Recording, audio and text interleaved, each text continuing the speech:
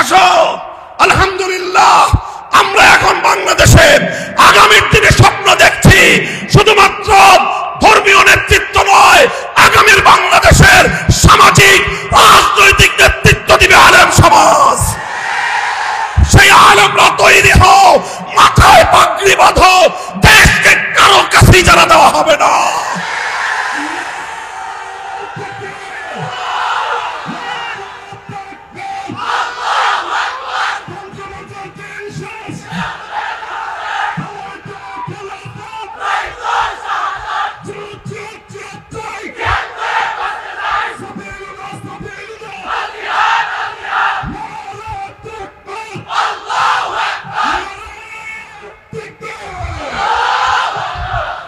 দোয়া করবেন ইসলামের প্রত্যেকটা শাখার কাজ যেন যথোপযুক্ত পদ্ধতিতে পরিচালিত হয়।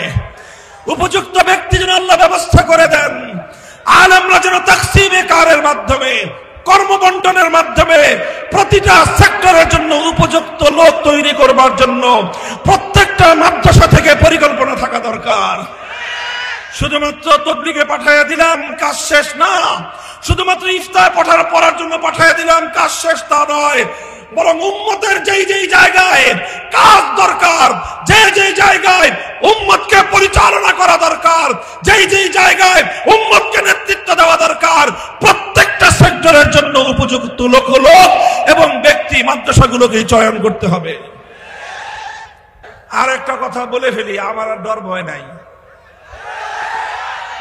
ডর ভয় নাই মানে হলো দুনিয়ার ক্ষমতাবানদেরকে তো ডরাই না, মাশাআল্লাহ অনেক আগে থেকেই। জন্মসূত্রে ওই ডরের যে আপনার জিন ওটা নাই, সাইকুল হাদিসের রক্ত ছিল না, ওটা পাই নাই।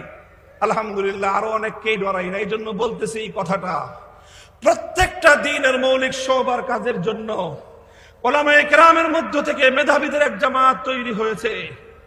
যেমনি ভাবে মাকতাব এবং কোরআনের তেলাওয়াতের তালিমের জন্য উম্মতের আলেমদের একদল মেহনত করতেছে।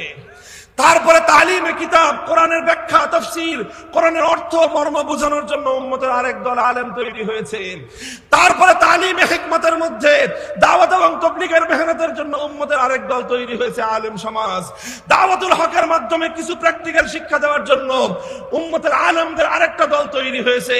কিন্তু আফসোস সাদ আফসোস, সেভাবে আল্লাহর কোরআনের আরেকটা গুরুত্বপূর্ণ অংশ রাষ্ট্র রাজনীতির সঙ্গে সম্পৃক্ত যে আয়াতগুলো, সেই আয়াতগুলোর বাস্তব অ্যাপ্লিকেশনের জন্য, বাস্তব প্রয়োগ করার জন্য আলেমদের মধ্যে মেধাবী, যোগ্যতা সম্পন্ন একদল চৌকস উলামায়ে কেরাম রাজনীতির মাঠে আসা দরকার। যেই বিধানগুলোর কথা দাওয়াত এবং তাবলীগের মেহনতেও নাই, যেই বিধানগুলোর কথা মজলিসে দাওয়াতুল হকের মধ্যেও নাই, সেগুলো ওই বিধান যেই বিধানগুলোর সম্পর্ক সমাজের বৃহত্তর পরিসরের সঙ্গে, আল্লাহর কোরআনের সেই সমস্ত আয়াতগুলোর ব্যবস্থা বিধান, যেই বিধানগুলোর দায়িত্ব সমাজের সঙ্গে, রাষ্ট্রের সঙ্গে, রাজনীতির সঙ্গে, প্রশাসনের সঙ্গে, বিচার বিভাগের সঙ্গে, আদালতের সঙ্গে। দুঃখজনক বিষয় হলো সেই কথাগুলো আমরা বলতেও ভুলে গিয়েছি। মুসলমান, আল্লাহর কোরআনে সেই বিধানগুলো সমাজে প্র্যাকটিক্যাল বাস্তবায়ন করার জন্য একটা মেহনত রয়েছে, আর সেই মেহনতের নামই হলো ইসলামী রাজনীতি।